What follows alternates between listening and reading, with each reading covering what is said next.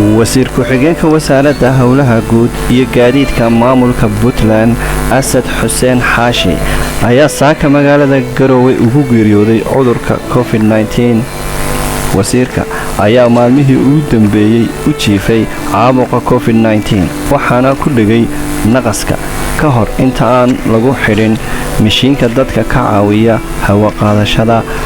waxaa la qorsheynayaa in maanta loo qaado dalka dibaddiisa, balse saaka ayuu ku geeriyooday cisbitaalkii xaaladiisa caafimaad lagula tacaalayay kadib markii xaaladiisu cuslaatay. Puntland waxay ka mid tahay meelaha uu cudurku dib ugu soo labakaaleeyay. dad tiro badan ayaa maalmihii ugu dambeeyay u geeriyooday, dadkuse weli kuma baraarugsana halista cudurka.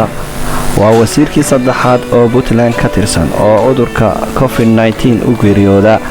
horey waxaa cudurka ugu geeriyooday sanadkii hore wasiirkii deegaanka Puntland iyo wasiir dawlihii xiriirka golayaasha ee madaxtooyada Puntland waa Khaliif Raage.